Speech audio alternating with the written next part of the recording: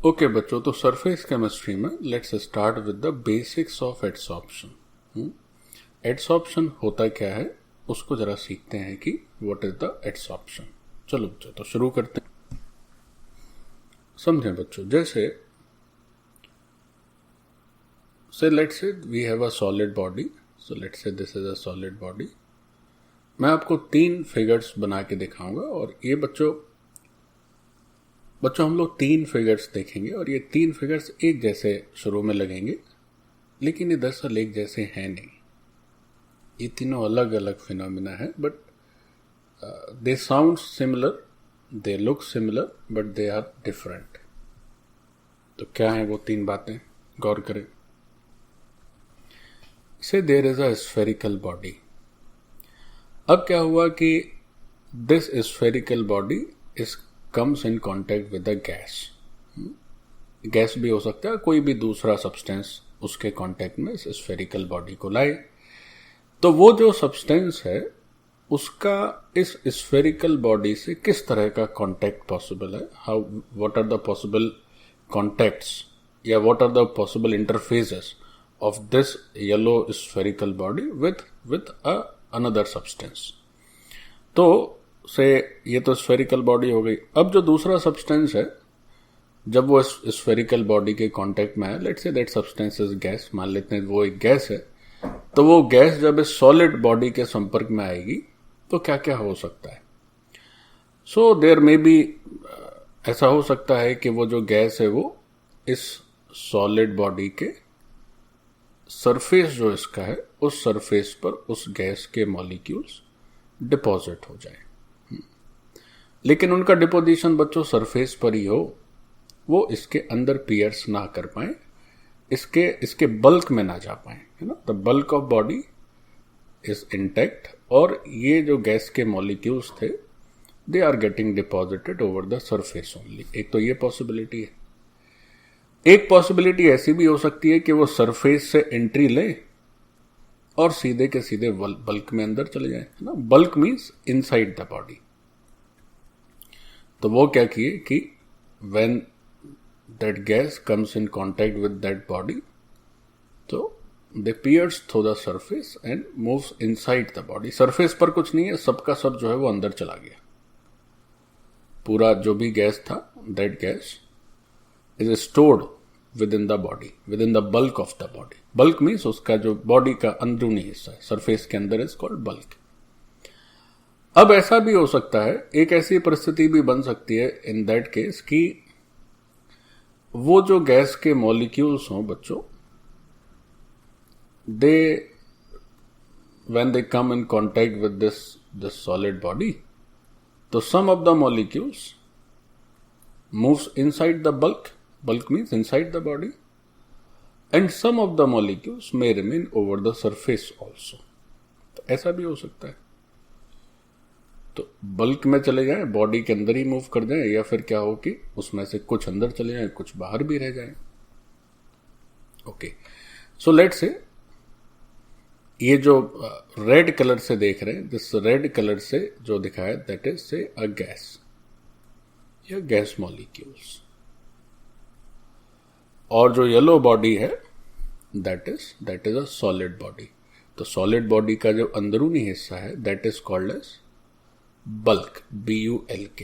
So bulk of solid body या solid substance. और इस सॉलिड सब्सटेंस का ये जो येलो सर्कल दिख रहा है आपको, ये सर्कल नहीं है, दरअसल it's an sphere as it is plotted in this screen, so it is looking as a circle. So this yellow sphere represents the surface of solid body. So this surface is spherical or it may be of any geometric shape. It's not the concern. Okay, it may be a cube, cuboid, whatever. तो अब इन 3 घटनाओं को हमें जरा समझना है। पहले तो ये बात समझ में आनी चाहिए that these 3 events are completely different. These 3 events are completely different. How they are different? ये जो इवेंट है ये जो पहला इवेंट है, ये पहला इवेंट जिसमें कि गैस मॉलिक्यूल केवल सरफेस पर ही रह जाते हैं, अंदर नहीं जा पाते हैं, this event is actually known as adsorption, which we need to study. Adsorption, this is adsorption.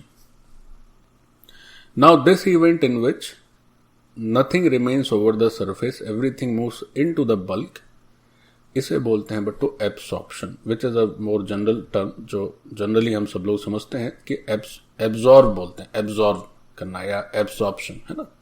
So this is absorption. This is completely different from adsorption. अच्छा, और ये जो तीसरा इवेंट आप देख रहे हैं, इसमें तो बच्चों क्या हो रहा है कि दोनों बातें हो रही ना, एडसॉर्प्शन जैसा भी दिख रहा है और एब्सॉर्प्शन जैसा भी दिख रहा है. तो आप ऐसे भी कह सकते हैं that this is the resultant of these two events which is adsorption and absorption, and this is known as sorption, है ना, ओनली सॉर्प्शन. तो sometimes it may also be written somewhere as that adsorption और absorption, अगर ये दोनों होता हो then you say that it is sorption, then you say that it is sorption. But the first event, this is adsorption. The second event, it is absorption. And the third event is sorption.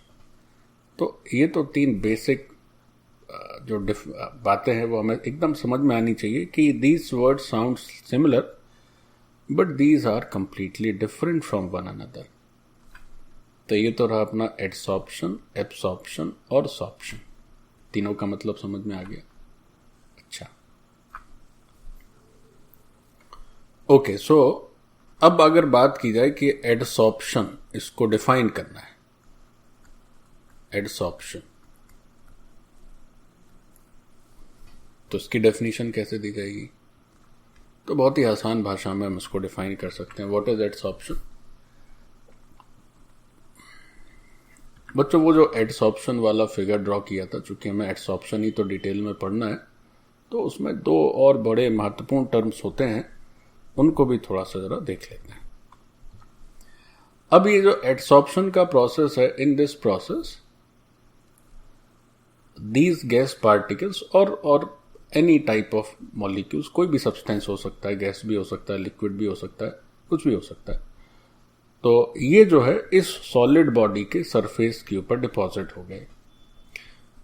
तो जिसके surface पर deposit होते हैं, मतलब विच, यहां पर दो matters का क्या हो रहा है, इनका इंटरफेस देख रहे हैं. तो इसमें जो सरफेस जो प्रोवाइड करता है, जो सरफेस प्रोवाइडर है, that surface provider is known as adsorbent, है ना. जो ये जो येलो बॉडी है, ये अपनी येलो बॉडी जो है, this yellow body is adsorbent. तो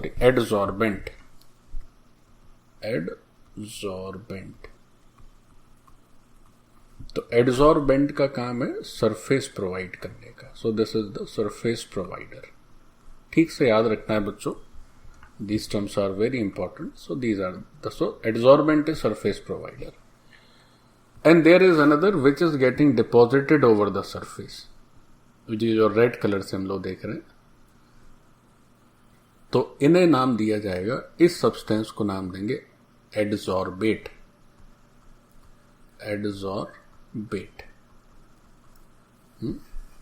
तो एडसॉर्बेट का काम क्या है? एडसॉर्बेट जो होता है वो सरफेस के ऊपर डिपॉजिट हो जाता है. सो एडसॉर्बेट जो होता है वो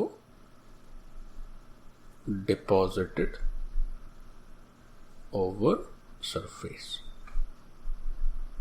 It gets deposited over the surface. So in adsorption there are two extremely important terms. First is adsorbent and second is adsorbate. Okay. तो अब इसकी डेफिनेशन कैसे दी जाएगी? इसकी डेफिनेशन दी जाएगी, what is adsorption? So it is the process in which adsorbate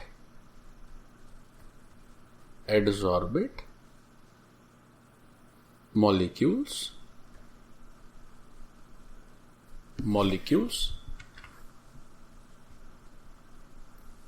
get deposited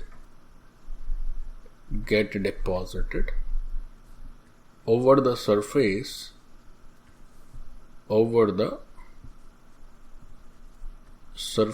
of adsorbent, तो क्या होता है बच्चों, एडजॉर्बेट के मॉलिक्यूल्स एडजॉर्बेंट के सरफेस के ऊपर डिपॉजिटेड हो जाते हैं।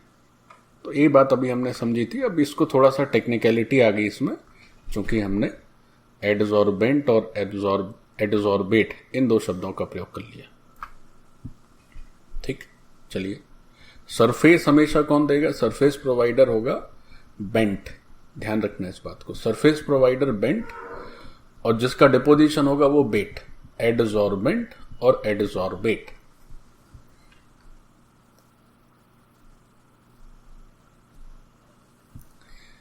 एडसॉर्प्शन और एब्सॉर्प्शन एकदम डिफरेंट फिनोमेना है, इसमें एकदम मिक्स नहीं करना है। These are completely different from one each other. तो इस बात को भी चलो हम लोग मेंशन कर लेते हैं, that adsorption and absorption are completely different from each other,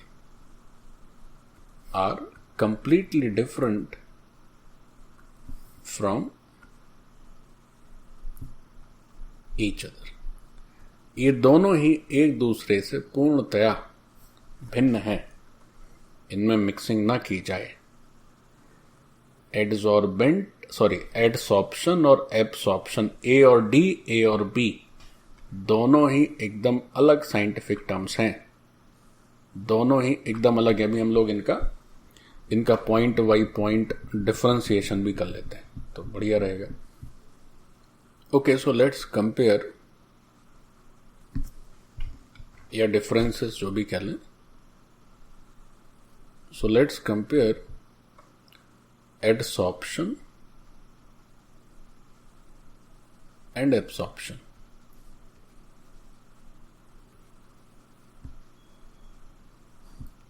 देखो इन दोनों का कंपैरिजन कैसे होगा। अब बेसिक जो डिफरेंस है इन दोनों टर्म्स में वो तो हम समझ ही गए, बेसिक डिफरेंस तो समझ ही पा रहे हैं, लेकिन उसके अलावा भी बच्चों बहुत कुछ है जो अभी हमने समझा है basic difference. Apart from that also there are some very very important things that we must study seriously. Okay, तो let's draw these two columns. पहले कॉलम में हम लोग करने वाले हैं एडसॉर्प्शन को,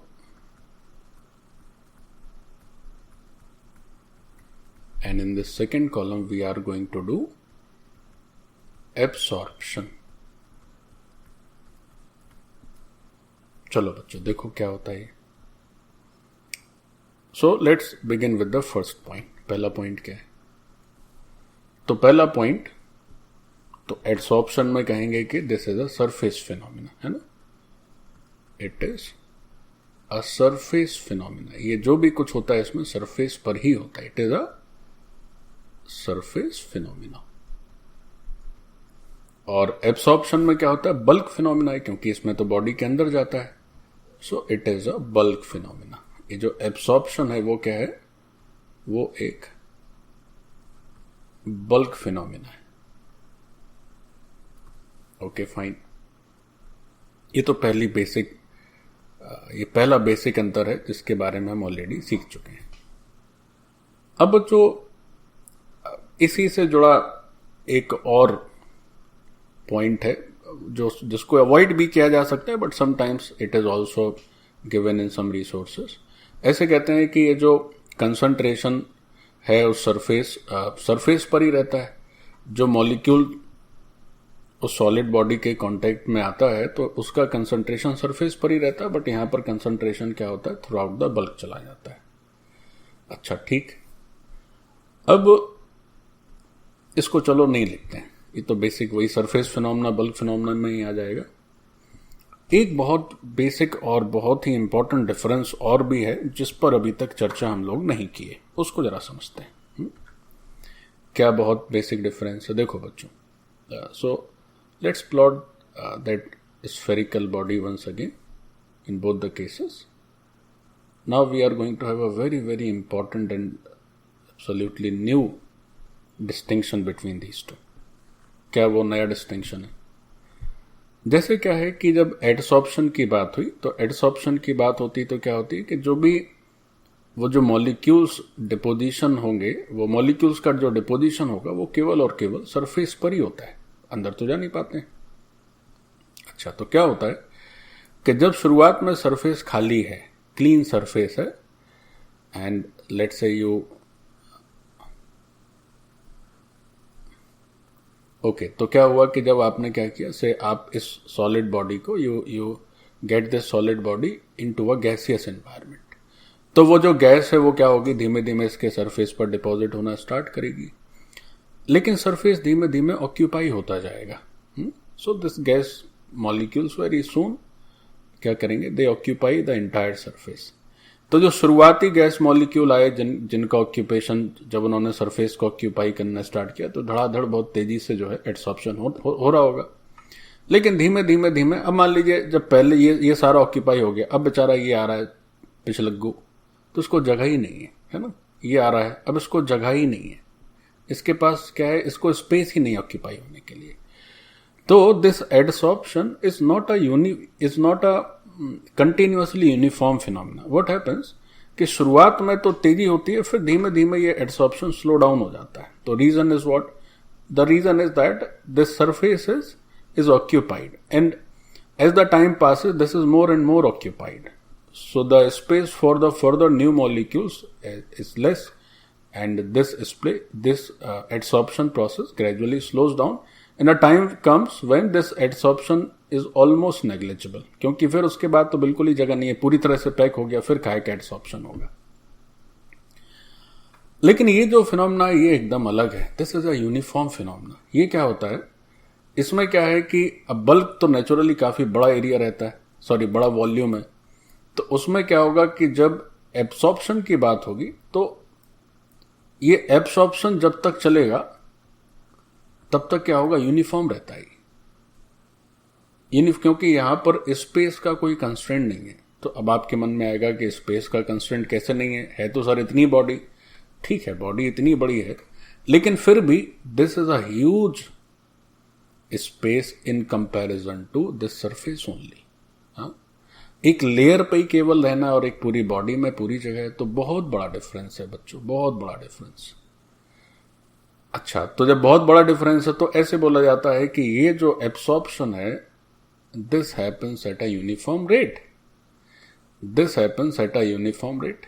और ये क्या है, ये यूनिफॉर्म रेट से नहीं होगा, धीमे धीमे क्या होगा, इसकी गति मंद होती जाएगी, स्लो होता जाएगा, क्योंकि यहां पर बहुत ज्यादा स्पेस अवेलेबल है और यहां बहुत कम स्पेस अवेलेबल है। Okay, so let's note down these two points also. तो ये जो प्रोसेस है, this process is fast in beginning,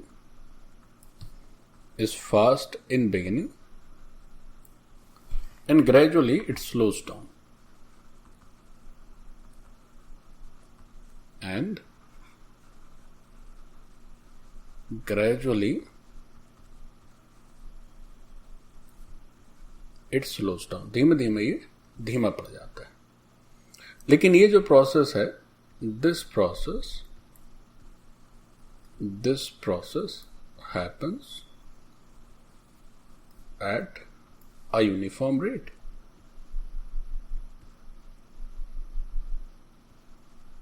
This process happens at a uniform rate. तो रीजन क्या है, रीजन यही है कि यहां पर a huge space, कौन सा स्पेस बच्चों, bulk of body. So a huge space is available for incoming molecules. For incoming molecules. और यहां पर क्या है कि ओनली सरफेस इज अवेलेबल। यहां पर क्या है, केवल और केवल सरफेस की अवेलेबिलिटी, और यहां पर पूरा बल्क वो पूरा अवेलेबल होता है। So this is the basic distinction, जिसके चलते क्या होता है कि ये यूनिफॉर्म नहीं रह पाता है, लेकिन ये यूनिफॉर्म रेट से होता है। ओके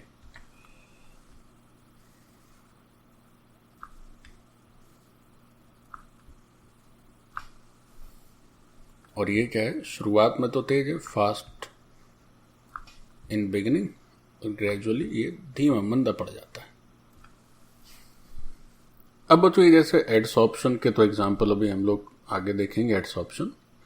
एब्सॉर्प्शन के तो कई एग्जाम्पल रियल लाइफ में देखे जा सकते हैं। जैसे केमिस्ट्री की भाषा में कहें तो से कोई एनहाइड्रस सॉल्ट है, से लेट से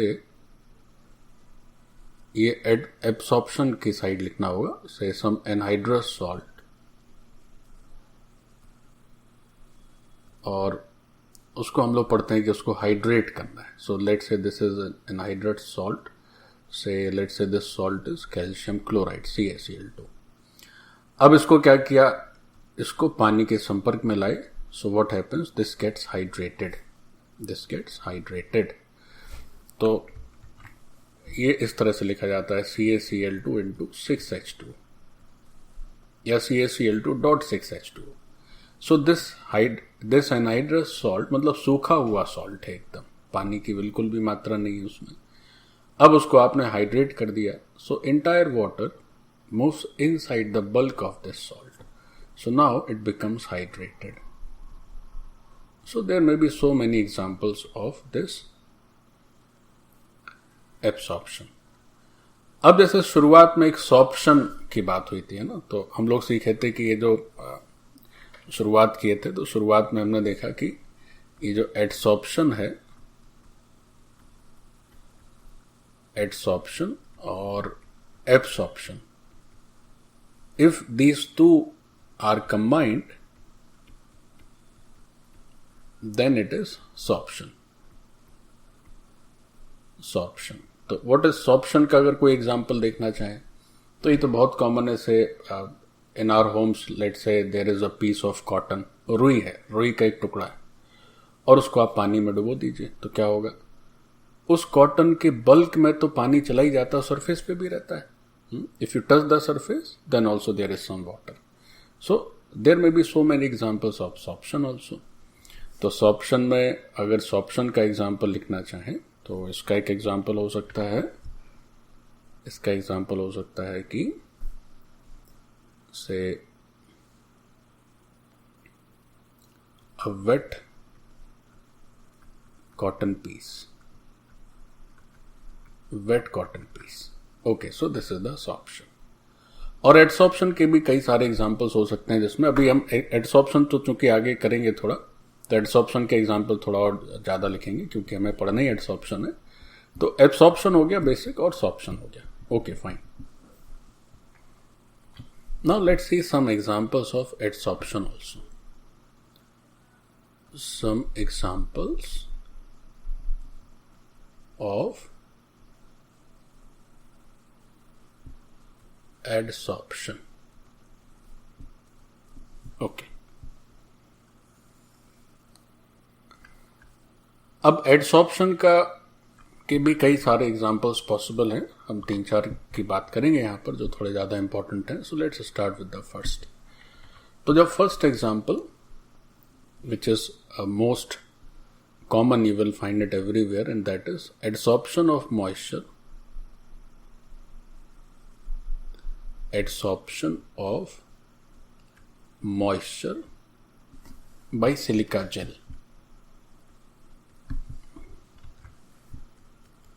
adsorption of moisture by silica gel। तो जो सिलिका जेल का अगर कोई पीस लें तो क्या होगा कि मॉइस्चर का मतलब हुआ वाटर, तो पानी इसके सरफेस पे ही रहेगा, अंदर नहीं जाएगा। So that is first example. Now come to the second example. This is also fairly common, and this is decolorization decolorization of sugar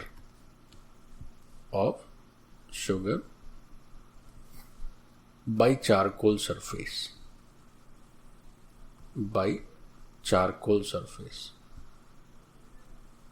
So when some sample of sugar is passed over the charcoal, तो क्या होगा कि वो charcoal होता है वो क्या करता है कि जब इस शुगर के संपर्क में उसका सरफेस आता है तो उसके कलर को खींच लेता है, सोख लेता है, और कलर का ये शुगर जो है वो कुछ हद तक डीकलराइज हो जाता है. सो that is another example of adsorption. लेकिन वो जो भी है वो चारकोल के सरफेस पे ही रहेगा बच्चों, अंदर नहीं जाएगा वो colour. Okay, now come to the third example.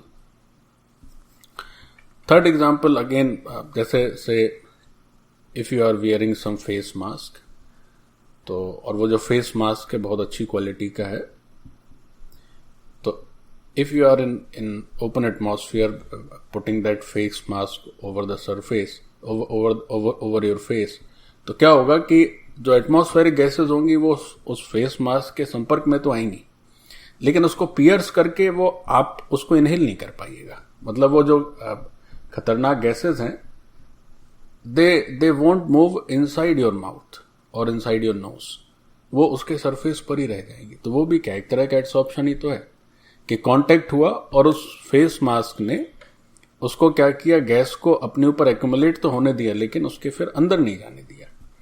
So this is the third example that adsorption of dangerous atmospheric gases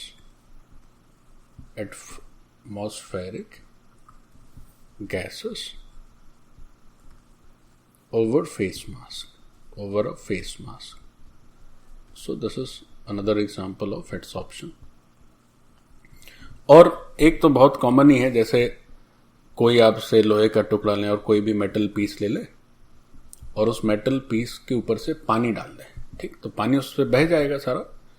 जैसे फिर उसको आप मतलब पानी डालने के बाद थोड़ी देर बाद देखेंगे तो कुछ पानी की बूंदें या पानी का कुछ पार्ट जो है, कुछ हिस्सा पानी का अभी भी उस मेटल सरफेस के ऊपर रहता है. ऐसा नहीं होता है जैसे बर्तन धुल दिए जाएं और तुरंत पानी गायब हो जाए, ऐसा तो नहीं होता है. तो वो जो वाटर है that remains over the surface of that metal, तो वो भी एक तरह का एडसॉर्प्शन है कि वो जो मेटल का सरफेस है पानी को जाने ही नहीं दे रहा है ना. सो that is also a fairly common example. So that is adsorption of water at metal surface.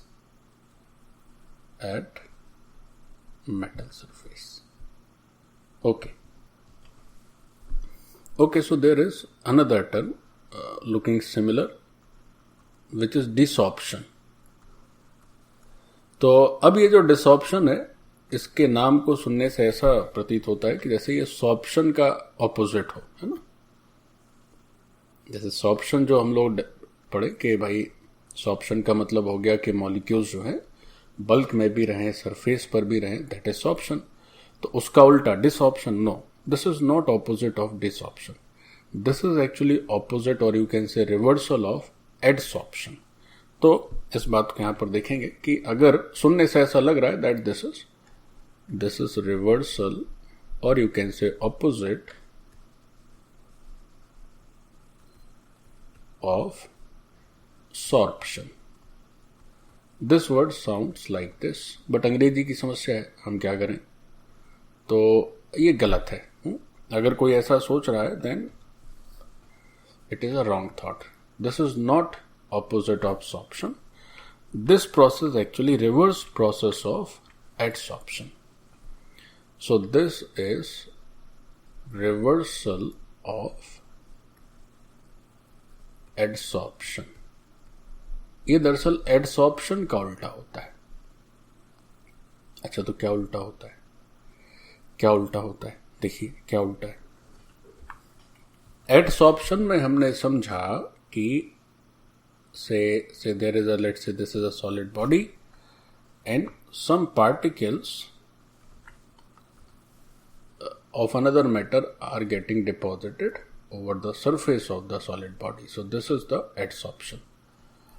अब इस adsorption हो गया, मान लीजिए ये आपका से ये एक सॉलिड बॉडी थी, या यूं कहें थोड़ा सा अगर टेक्निकली बात करी जाए तो इस सॉलिड बॉडी को क्या बोलते हैं हम लोग? एडजॉर्बेंट. एडजॉर्बेंट. और इसको क्या बोलते हैं भाई? ये जो रेड कलर से दिखा हुआ है, दिस इज एडजॉर्बेट. एडजॉर्बेट. अब बात चले कि भाई एक काम करिए, इस एडजॉर्बेट को इस एडजॉर्बेंट के ऊपर से हटा दीजिए, फिर से सरफेस क्लीन कर दीजिए, वही डिसॉर्प्शन हो गया. एडसॉर्प्शन में क्या हुआ? एडसॉर्प्शन में इतना ही तो हुआ. एडसॉर्प्शन में क्या हुआ? एडसॉर्प्शन में इतना ही तो हुआ कि वो जो एडजॉर्बेट था वो आके बैठ गया एडजॉर्बेंट के सरफेस पर. तो उसको रिवर्स करना है तो उसको यहां से हटा दीजिए. तो आप कैसे हटाएंगे? कई तरीके हो सकते हैं. सबसे उत्तम तरीका टेम्परेचर बढ़ा दीजिए. सो जनरली टेम्परेचर बढ़ने से क्या होता है? ये गायब हो जाएगा. जैसे मान लीजिए कोई आपका गीला मेटल का सरफेस है, उसको क्या करिए, धूप में सुखा दीजिए, तो क्या होगा? वो गायब हो जाएगा. ये एडजॉर्बेट जो है वो एलिमिनेट हो जाएगा, हट जाएगा. तो what is desorption? Desorption is reversal of adsorption. या इसका मतलब क्या हुआ? It is removal of adsorbate. It is removal of adsorbate from the surface of adsorbent. From the surface of adsorbent. How to achieve this desorption? There may be many methods. One of the method is you may increase by temperature. So how to do this? Generally, temperature increase assist desorption. Okay, so this was adsorption और adsorption का उल्टा desorption. Now, there is another term that is called occlusion.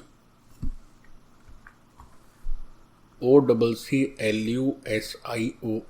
Occlusion. Now see, what is this occlusion all about? Occlusion कुछ नहीं है बच्चों. Occlusion भी एक तरह का adsorption है. So it is just a specific type of adsorption. It is just एक विशेष किस्म का adsorption है. This is just a specific type of adsorption. तो बात हुई कि सर इसमें क्या खासियत है, ये कैसा adsorption है? ये बच्चों एक ऐसा adsorption है जिसमें होता ये है कि जो एडजॉर्बेट है, एडजॉर्बेट जो क्या करता है, जो डिपॉजिट होता है सरफेस के ऊपर, वो रहता है बच्चों गैस. और जो एडजॉर्बेंट है, which is the surface provider in the process of this adsorption. So ये एडजॉर्बेट हो गया गैस, और इसको होना चाहिए मेटल. तो मेटल के सरफेस के ऊपर गैस का deposition, such adsorption is occlusion and nothing else. Okay, now there is another term called extent of adsorption. Extent of adsorption. ये क्या है? एडसॉर्प्शन का जो एक्सटेंट है, दिस इज, इसको कैसे डिफाइन करेंगे? इसको ऐसे डिफाइन करेंगे, इट इज, या ऐसे लिखें कि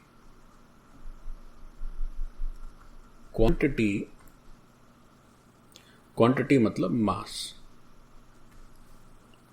of adsorbate, mass of adsorbate, adsorbed, कौन इसको एडजॉर्ब करता है भाई? Adsorbent. Mass of adsorbate adsorb by unit mass of adsorbent, unit mass of adsorbent. तो एडजॉर्बेट ऐसे कहें कि 1 यूनिट मास ऑफ एडजॉर्बेंट जितने एडजॉर्बेट को एडजॉर्ब करेगा, that is known as the extent of adsorption. इसको एक फॉर्मूले के फॉर्म में भी लिखा जा सकता है. कैसे? से extent of adsorption, extent of adsorption. So इसका अगर फॉर्मूला लिखा जाए तो इसके फॉर्मूले में हम न्यूमरेटर में लिखेंगे मास ऑफ एडसॉर्बेट और इसके डिनोमिनेटर में लिखेंगे मास ऑफ एडसॉर्बेंट. इसके न्यूमरेटर में लिखा जाएगा मास ऑफ एडसॉर्बेट और इसके डिनोमिनेटर में लिखा जाएगा mass of adsorbent. So in turn this is giving the result that mass of adsorbate per unit mass of adsorbent, per unit mass of adsorbent. Okay, तो ये तो रहा अपना extent of अब तो इसमें एडजॉर्प्शन के सारे बेसिक्स पहलुओं की जानकारी हो गई. थोड़ा एक चीज छूट रही है, that is why actually it happens, है ना. So let's see mechanism of adsorption. ये जो एडसॉर्प्शन है ये क्यों होता है, इसका रीजन क्या है, reason behind this adsorption. Let's see that also, then this lecture will get concluded. Okay, तो इस एडसॉर्प्शन का मैकेनिज्म क्या है? देखिए, इसके लिए बड़ा ही एक आसान सी बात है. इसके मैकेनिज्म में कुछ भी इसमें बड़ा मैजिक साइंस नहीं है. देखिए क्या आसान सी बात है. तो वही अभी तक जो हम लोग फिगर पढ़ते आए हैं, एक स्फेरिकल सॉलिड बॉडी ड्रॉ करी और इस स्फेरिकल सॉलिड बॉडी के ऊपर इसके सरफेस पर ये रेड कलर का मॉलिक्यूल है, एडसॉर्बेट को रिप्रेजेंट कर रहा है. अच्छा, ठीक है. और इस सॉलिड बॉडी के अंदर, चूंकि इसको येलो से ड्रॉ किया है, तो इसी का एक मॉलिक्यूल है जो कि रिप्रेजेंट कर रहा है किसको, वो रिप्रेजेंट कर रहा है इसी का एक मॉलिक्यूल, हम लोग उसको येलो कलर से रिप्रेजेंट करते हैं. ओके, नाउ अगर इस येलो मॉलिक्यूल को देखें जो सॉलिड का हिस्सा है, तो ये जो सॉलिड का हिस्सा है ये क्या करे, इसके ऊपर क्या होगा कि due to its neighbouring molecules, इस सॉलिड के अंदर के जो मॉलिक्यूल हैं उनके चलते क्या होगा, एक सब दिशाओं से एक फोर्स आ रहा होगा. क्योंकि ये सॉलिड है तो सॉलिड में क्या होता है कि जो मॉलिक्यूल्स होते हैं वो हल्के फुल्के वाइब्रेट तो हो सकते हैं अपनी जगह पर, लेकिन इधर उधर भाग नहीं सकते. तो इस पर क्या हो रहा होगा कि एक नेट रिजल्टेंट फोर्स इसके ऊपर 0 है, as there are so many forces in all possible directions spherically.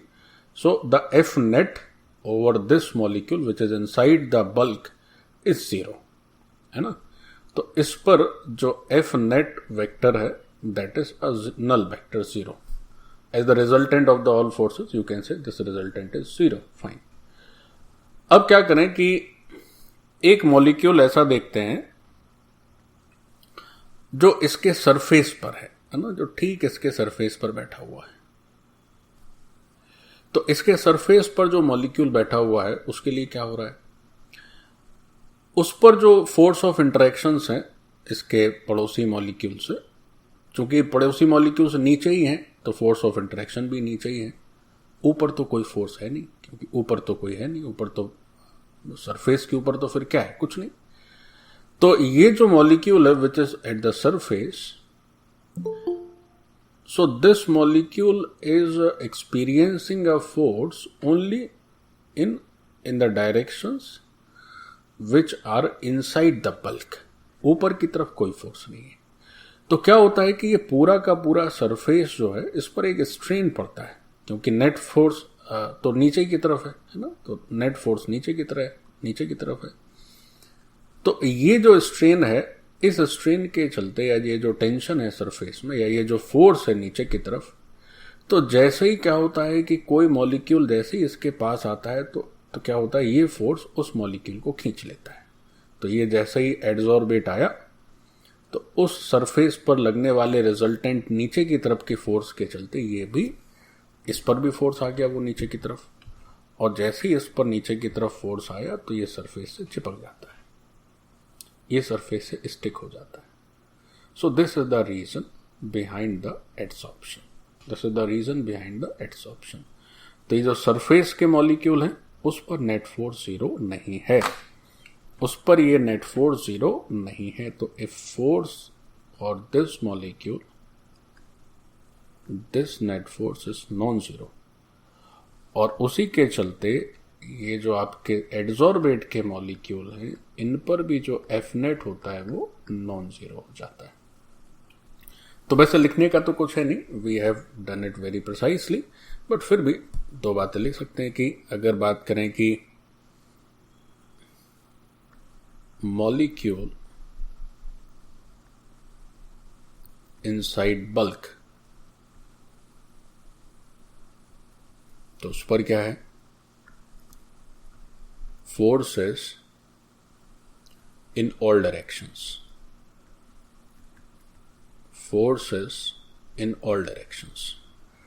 That's why the net force over a molecule inside the bulk is null, zero vector.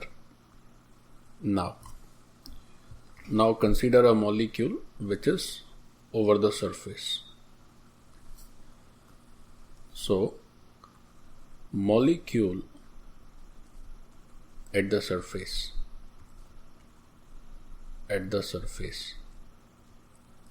तो इस मॉलिक्यूल के ऊपर जो फोर्सेस हैं,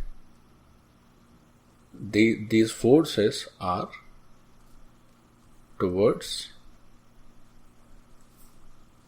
bulk only, मतलब अंदर की तरफ है। ओके, तो इसके चलते क्या हो रहा है, इसके चलते जो एफ नेट होगा that is not a null vector, F net is a non zero vector. Okay, अच्छा, तो ये तो बेसिक बात हो गई, फिर नेक्स्ट पेज में करते हैं। So this is interpretation for the molecules which are inside the bulk, and this is the interpretation for the molecules which are over the surface. Okay, तो क्या होता है कि बच्चों, due to forces over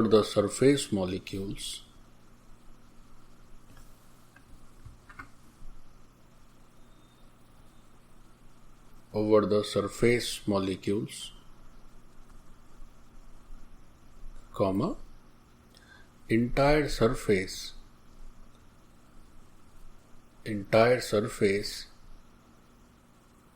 feels a strain, or you can say tension, जो भी आपको कहना, feels a strain, full stop, when adsorbate molecule comes in contact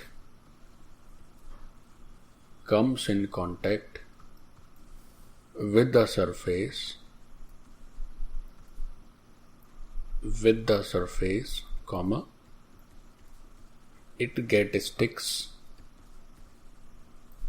over the surface